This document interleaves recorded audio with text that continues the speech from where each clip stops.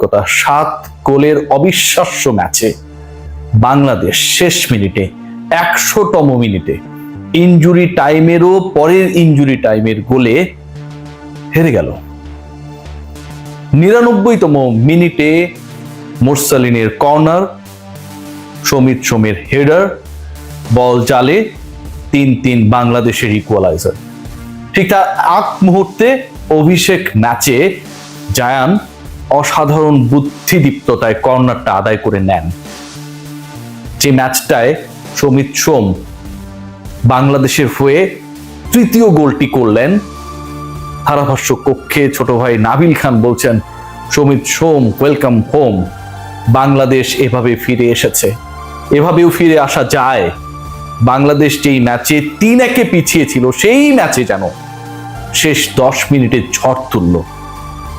খেলাটা বাংলাদেশ হংকং না হয়ে যদি আপনি চিন্তা করতে চান, মেলাতে চান, ভাবতে চান যে it was the final between Argentina and France, ভাবতেই পারেন 3-3 সমতায় যেই ম্যাচ শেষ হবার অপেক্ষা, 100তম মিনিটে বাংলাদেশের গোল করার 1 মিনিটের ব্যবধানে আরো একটা গোল বাংলাদেশ হজম করলো। 4-3 ব্যবধানে 7 গোলের ম্যাচে শেষ মুহূর্তে বাংলাদেশ পরাজিত।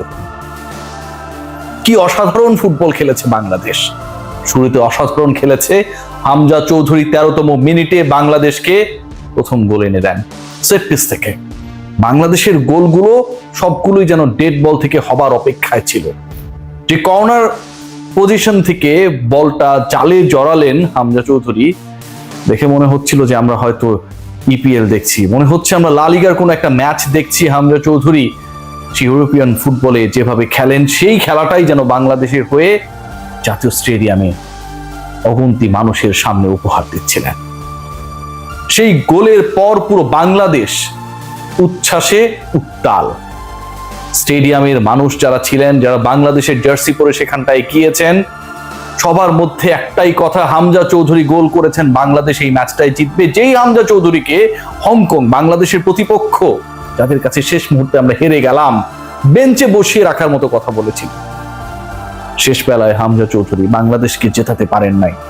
সমিত সোম 27 ঘন্টা জার্নি করে মাত্র একটা সেশন অনুশীলন করে যেভাবে তৃতীয় গোলটি করলেন, অভিষেক ম্যাচে যেই ম্যাচুরিটির পরিচয় দিয়েছেন জায়ান, যেভাবে কর্নার আদায় করেছেন মোরসালিনের সেই কর্নার কিক থেকে হেডারে যেভাবে সমিত বলটা জালে জড়ালেন, মনে হচ্ছিল যে শেষ পর্যন্ত বাংলাদেশ আসলে তাদের সেই অতীত ট্রেডিশন থেকে যেন বের হয়ে আসছে।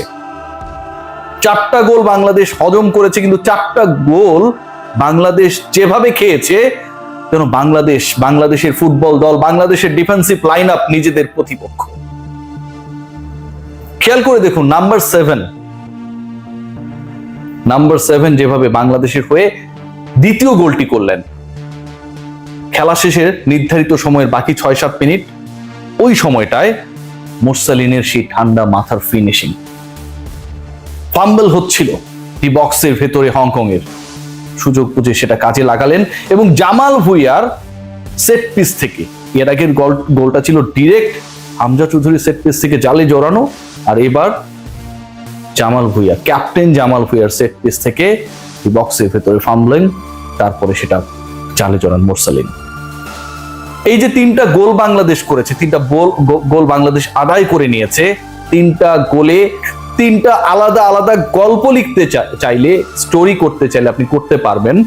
কিন্তু বাংলাদেশ যে 4টা গোল খেয়েছে, যেভাবে খেয়েছে, সেগুলো যেন অপরাধ বললেও ভুল হয়।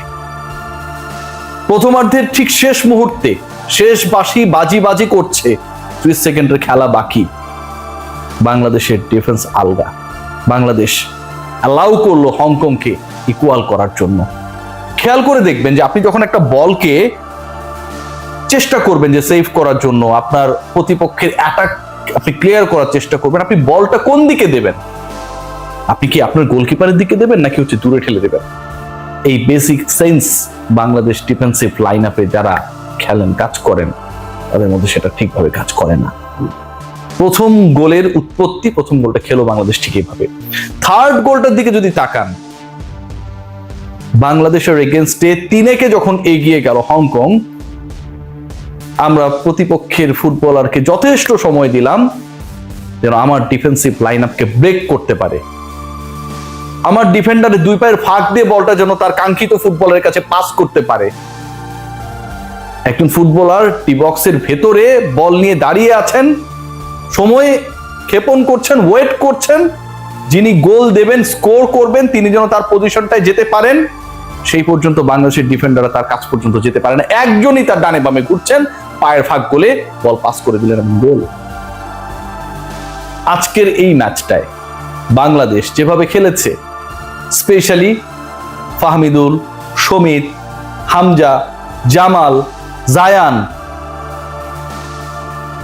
তাদের জয়টা প্রাপ্য ছিল। যেভাবে সমিত সোম 3-3 ইকুয়ালাইজার করলো 99তম মিনিটে, এই গোলটা যেন একটা গল্পের মতো। একজন আদায় করে নিলেন কর্নার, একজন কর্নার কিক করলেন, আরেকজন হেডার। বাংলাদেশের জয়টা প্রাপ্য ছিল। হামজা চৌধুরী যেভাবে বাংলাদেশকে এগিয়ে দিয়েছিলেন, তাকে নিয়ে ঠাট্টা করা হয়েছিল প্রেস মিটে, যে হামজা যদি হংকং এ হতেন তার জায়গা হতো সাইড বেঞ্চে। 13তম মিনিটে তুরহো কোন থেকে, সেট পিস থেকে যেভাবে বল জালে জড়ালেন, আজকের ম্যাচটা বাংলাদেশের জেতা দরকার ছিল। জাতীয় স্টেডিয়ামের গ্যালারি প্যাকড। আমরা যারা ক্রিকেটে কাজ করি, আমাদের কাছেও অনেকের রিকোয়েস্ট, ভাই ফুটবলের 2টা টিকিট হবে নাকি? সারা বাংলাদেশের মানুষ গ্রামে গঞ্জে, শহরে, মাঠে, মোবাইলে যেভাবে এই ম্যাচটাকে ফলো করেছে, গলা ফাটিয়েছে, শেষ 10 মিনিটে বাংলাদেশ যেভাবে 2টা গোল দিয়ে ম্যাচে ফিরে এসেছে, এই ম্যাচটা বাংলাদেশের জেতার দরকার ছিল। বাংলাদেশ শেষ পর্যন্ত পারে নাই। তবে বাংলাদেশের ফুটবলে আমার কাছে মনে হয় একটা দারুণ ধারার সূচনা হয়েছে, যেখানটা আমরা ফাইট করতে পারি। 146 র্যাঙ্কিং এর দলকে আজকে বাংলাদেশ কাঁপিয়ে দিয়েছে। 146 র্যাঙ্কিং এর দলের বিপক্ষে বাংলাদেশ লিড নিয়েছে। 3-1 গোলে পিছিয়ে থেকে টানা 2 গোল করে ম্যাচে ফিরেছে। বাংলাদেশ শেষ পর্যন্ত হেরেছে ডিফেন্সের ভুলে, কোচিং স্ট্র্যাটেজি যিনি সাজান হ্যাভিয়ার ক্যাপেরা তার মুখস্থ ট্যাকটিক্স এর ভুলে।